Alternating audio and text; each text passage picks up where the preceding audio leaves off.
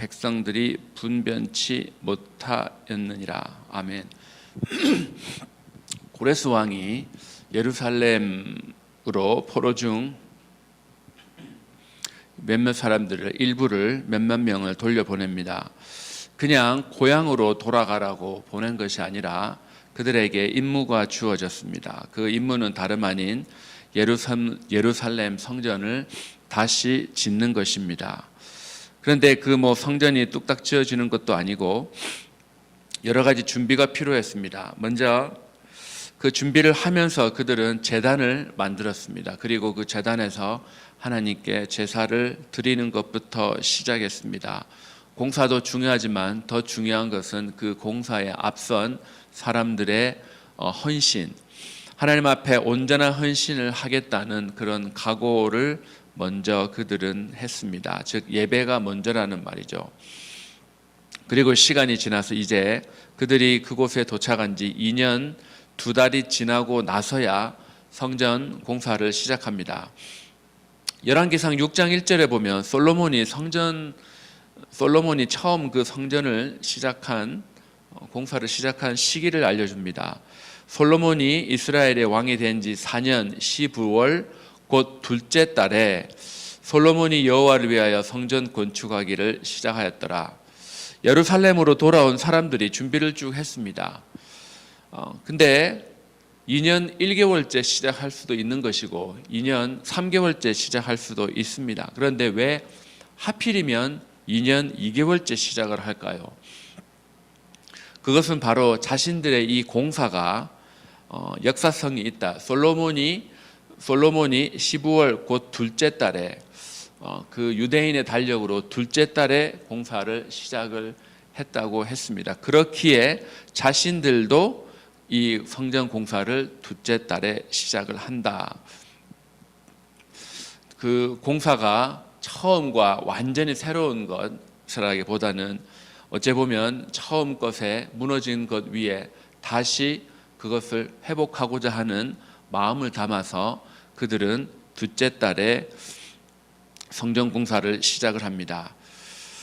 공사를 맡은 책임자들도 그냥 일 잘하는 사람들이 와서 그것을 감독한 것은 아니었습니다.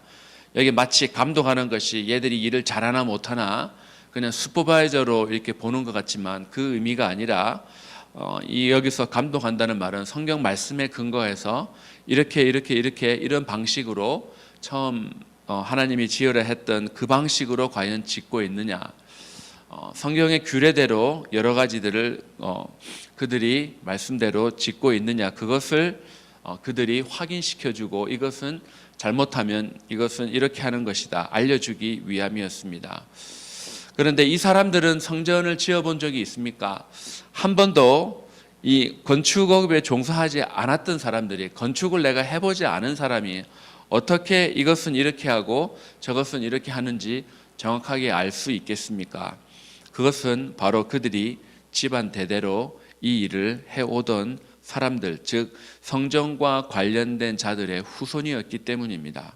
그래서 제사장 집안, 레위 지파 사람들이 이 지금 성전 공사하는 그 모든 사람들의 감독관이 되어서 그 일을 하게 되었다고 지금 성경이 기록을 하고 있습니다. 여기서 저희들이 한 가지 생각해 볼 것이 있습니다. 지금 공사를 하는 사람들은 이 솔로몬 건축 때 살아 있었던 사람들은 아닙니다. 아니, 우리 할아버지가, 할아버지라고 하면 이해를 할 수 있습니다. 우리 할아버지가 솔로몬 공사 때 건축 책임자였지. 우리 할아버지는 이거를 담당하는 사람이었지. 우리 할아버지는 저거를 담당하는 사람이었지. 각자 자기가 했던 것은 아닌데 자기 집안의 어른들이 솔로몬의 그 성전을 지을 때 이것은 이렇게 했고 그들은 저렇게 했고 쓰임 받았다는 것을 분명히 어떤 식으로든 이들이 후손들에게 알려주었습니다. 그것이 기록된 책으로 남겨서 이들이 전해주었건 아니면 구전으로 전해주었건 분명하게 그들은 자신들이 알았던 것을 다음 세대가 알 수 있도록 신앙을 전수시켜 주었다는 사실입니다. 제가 유대인들의 신앙을 어떤 면에서는 존경하는 이유가 바로 여기에 있습니다. 그들은 자신들의 문화, 자신들의 언어를 정말로 존중합니다. 그런데 우리 한국 사람들을 보십시오. 이사만 돼도 한국말 못하는 사람들 꽤 많습니다. 한 세대가 지났을 뿐입니다. 이건 한 세대가 지났는데 이제 2세들끼리 결혼해서 한국말을 잘 못하는, 그냥 겨우 한글학교 수준에서 겨우 한국말 조금 아는 수준에서 결혼한 2세들끼리가 그들이 집에서 한국말을 쓰겠습니까? 자신들도 쓰지 않는데 3세부터는 완전히 이제 미국 사람이죠. 그러면 이게 4세, 5세가 되면 그들은 어떻게 되겠습니까? 하와이에 가보면 알 수 있겠죠. 100여 년 넘었는데 그 하와이에 온 사람들의 후손들이 지금 그들의 신앙과 한국의 문화와 언어와 전통들을 잘 지키고 있는가? 부모의 신앙은 지금 둘째치고라도 언어를 수호하지 않고 있는 이상 부모의 신앙을 물려받기가 쉽지 않습니다. 하지만 유대인들은 지금 수천 년이 지난 지금도 그들은 하나님의 말씀이라 그러면서 우리도 지키지 않는 그런 율법들을 그들은 지켜가며 살아가고 있습니다. 전 세계에서 수천 년 동안 자신들의 언어와 문화와 종교를 지키고 있는 유일한 민족입니다. 우리 하나님의 이름이 무엇인지 아시죠? 하나님의 성경에 하나님의 여러 가지 이름이 나옵니다. 그 중에 우리에게 어떤 면에서 보면 아주 친근한 이름이 있습니다. 다른 이름들은 여호와 샬롬, 여호와 이레, 여호와 이렇게 좀 이렇게 친근하지 않는 이름 같은데, 아브라함의 하나님, 이삭의 하나님, 야곱의 하나님, 이것이 바로 하나님의 이름 중 하나입니다. 그 많은 이름 중에 왜 이 이름이 있겠습니까?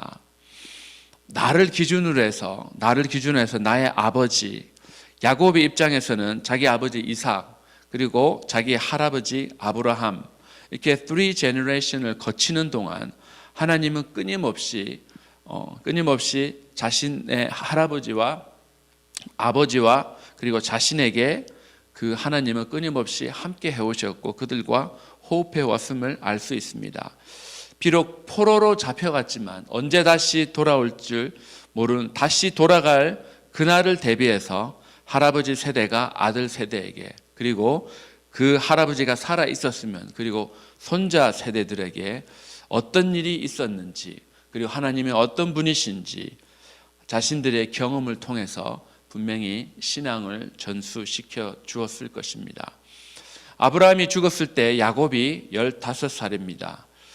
그 전에 아브라함이 죽기 전에 하나님이 어떤 분이시라는 것을, 하나님이 어떻게 불가능한 가운데서 역사하셨는지 그 후손들에게 알려줬지 않겠습니까? 자신이 경험한 것을 이 아브라함은 자신이 경험한 하나님이, 그리고 하나님이 어떤 분이신지 야곱에게 알려주기에 충분했습니다. 요셉이 17살 때 야곱은 108살이었습니다. 이 야곱이 요셉을 편애를 했는데 그 편애를 할 때 그 아이를 자기 품 안에서 그냥 사랑만 했겠습니까? 성경에는 기록되어 있지 않지만 자기의 아브라함의 하나님의 이야기, 그리고 이삭의 하나님의 이야기, 그리고 자신의 이야기를 살아오면서 그는 자식들에게 전해 주었을 것입니다. 이런 하나님이 어떤 분인지 간증이 없는 사람이, 하나님은 그냥 나는 하나님은 모르고 나는 그냥 주일날 교회만 다녔다, 이런 사람이 어떻게 자녀들에게 신앙을 전수를 하겠습니까? 자식들에게 하나님은 이런 분이야, 성경 공부로 배워서 아는 하나님이 아니라 내 삶 가운데 역사하신 하나님, 우리 집안 가운데 역사하신 하나님, 그 하나님이 어떤 분이신지 구체적으로 어떤 이랬을 때 하나님이 이렇게 역사하시고 이렇게 역사하시고 이렇게 역사하시고 지금도 하나님은 역사하고 계시고, 이런 간증이 없는 사람이 어떻게 자녀들에게, 손자 손녀 세대들에게 이 신앙을 전수시켜 주겠습니까? 교회 안에 어른 제너레이션들이 자기의 간증이 없는데, 하나님이 나와 함께한 흔적이 없는데 어떻게 젊은 청년 세대들에게 하나님이 이런 분이니까 우리가 예수를 열심히 믿어야 된다, 교회를 열심히 섬겨야 된다. 이런 간증을 하고 그 젊은 세대들에게 도전을 하겠습니까? 정말로 믿음이 신앙이 전수되려면 내가 경험한 하나님이 있어야 된다는 사실이죠. 지금 에스라서 3장에서 이 후손들이 성전 공사하는 것을 보면 저희들 너무나 잘 알 수 있습니다. 그런데 그 성전의 공사가 시작되고 특별히 그 주춧돌 파운데이션이 놓였을 때 그 파운데이션이 놓인 것을 보고 그 현장에는 기쁨과 또한 감격이 교차하는 순간이 있었습니다. 제사장들이 모세 때 만들어진 법에 따라 예복을 입고 그 자리에 그 파운데이션이 놓이는 그 순간을 맞이하였습니다. 사람들이 찬양을 시작합니다. 하나님께 감사를 드립니다. 이것이 바로 하나님께 드리는 진정한 예배의 모습이 아니겠습니까? 큰 소리로 찬양하고 즐거이 부르는 것, 감격에 넘치는 그런 찬양. 오늘날 찬양과 조금 다르다는, 성격이 다르다는 생각이 들지 않으십니까? 오늘날은 유명한 찬양 인도자가 있으면 그 집회는 더 은혜스럽고, 그렇지 않고 찬송가만 냅다 부르면 밋밋한 것 같고, 찬양이 언제부터 앞에 있는 인도자의 영성에 의해서 우리 교회는 찬양이 좋아, 찬양이 은혜가 있어 없어, 언제부터 그렇게 평가가 되었습니까? 성경에서 언제부터 찬양 인도자를 좋은 사람으로 뽑아서 그렇게 하나님께 영광 돌리라고 그렇게 했겠습니까? 물론 다윗은 4,000명의 찬양팀을 이렇게 꾸린 역사가 있습니다. 그러나 그 앞에 있는 사람이 성령 충만하면 물론 전체 분위기가 은혜스러운 확률이 높아지는 것은 사실입니다. 그러나 그것보다 더 중요한 것은 앞에 있는 사람이 아니라는 사실이죠. 그 찬양을 드리는 찬양을 드리는 지금 나 자신이 하나님의 은혜에 대한 감사가 있는가? 하나님이 나한테 베푸신 것들, 하나님이 나의 삶 가운데 개입하셔서 이루어내고 계신 것들을 보면서 내가 그 하나님 앞에 감사와 감격과 감동이 넘치느냐? 그것이 없는 상태에서 앞에 있는 은혜로운 사람들끼리만 하면 자신들만 은혜스럽지, 앉아있는 교인들은 아무런 감동도 없이 그냥 가만히 앉아서 앞에서 파워포인트 띄워주고 박수 칩시다, 두 손 듭시다, 일어납시다, 이렇게 한다고 한들 앉아서 내가 찬양을 따라 부르는 사람이 나는 별로 손을 들고 싶지도 않고 박수 치고 싶지도 않고 일어나서 찬양을 부르고 싶은 마음이 전혀 없는데 앞에 그 어떤 사람을 세워놓은들 무슨 의미가 있겠습니까? 무슨 상관이 있겠습니까? 나 같은 죄인 살리신 주 은혜 놀라와 그 놀라움이 우리 속에서 결핍이 되어 있는데 앞에 누가 온들, 누가 찬양 인도를 하고 누가 설교를 한들 그것이 무슨 그 사람과 상관이 있겠습니까?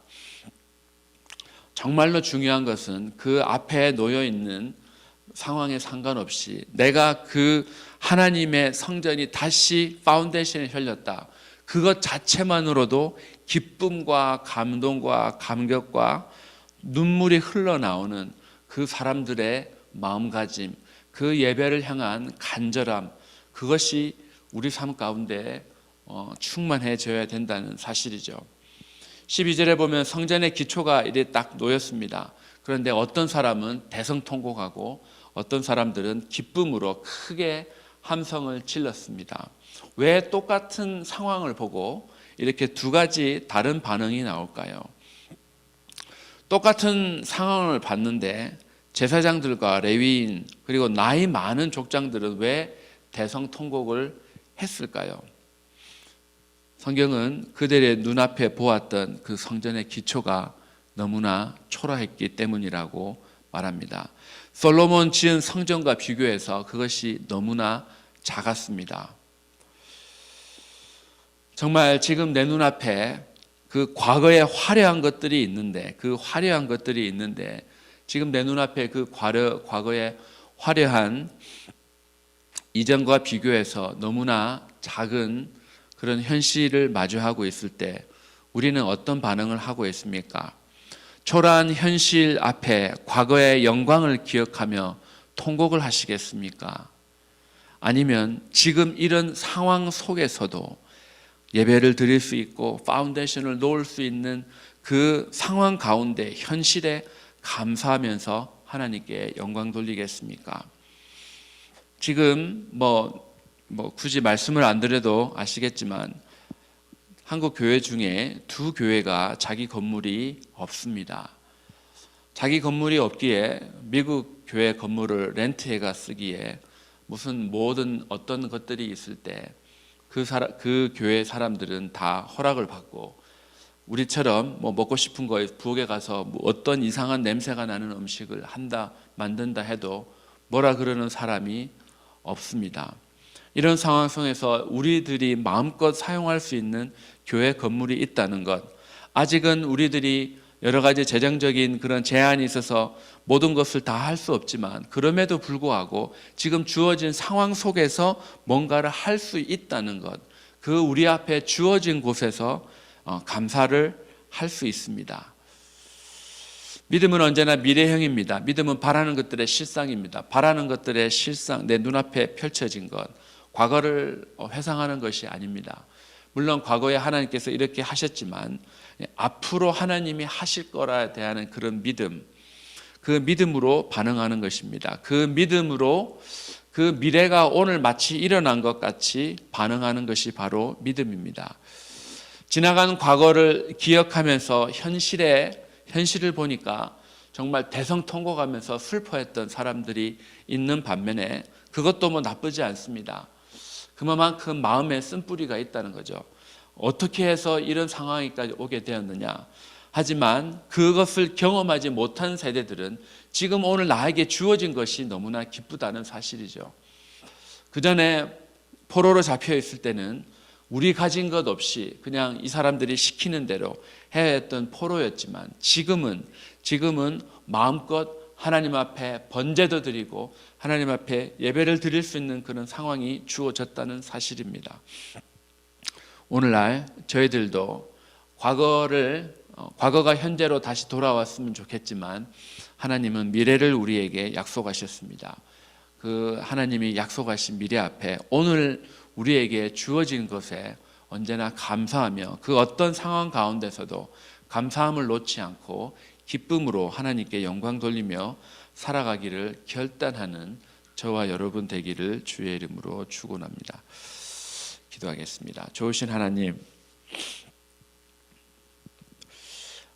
믿음의 사람들의 후손들이 다시 한번 하나님의 성전을 짓기 위해 그들은 노력하였습니다. 준비하고 노력하고 헌신하였습니다. 그들의 조상들이 섬겼던, 그들의 조상들이 만들었던 솔로몬의 성전에 비하면 너무나 초라하지만 그러나 초라한 것에 보지 아니하고 지금 이런 상황에서 다시 성전을 지을 수 있다는 기회를 주신 하나님 앞에, 그리고 그 기회를 주신 하나님이 그냥 기분이 좋아서 그 기회를 주신 것이 아니라 정확히 하나님이 예언하시고 그 70년이 지난 후에 다시 돌아와서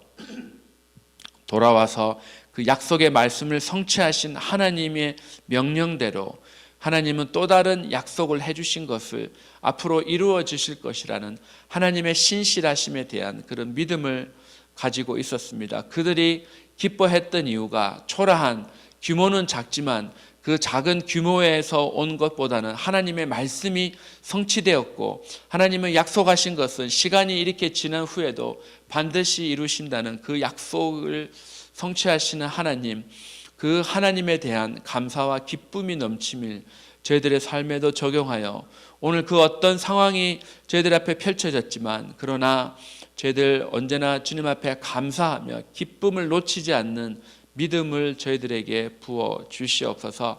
아버지 하나님, 우리 한마음교회 과거가 있습니다. 그러나 그 화려한 과거가 있지만 그 화려한 과거에 비하면 오늘은 그렇게 화려하지 않습니다. 그러나 과거를 바라보며 사는 저희들 사람이 아니라 하나님, 저희들은 바라는 것들의 소망을 가지고 살아가는 믿음의 사람들입니다. 믿음으로 저희들 오늘 하루를 살아낼 수 있도록 모든 우리 한마음교회 성도들이 같은 마음으로 as one man, 그 원맨으로 저희들 이 예배 하나님 앞에 영광의 예배를 드리는 귀한 믿음의 공동체가 되도록 크신 은혜 부어 주시옵소서. 예수님의 이름으로 기도합니다. 아멘.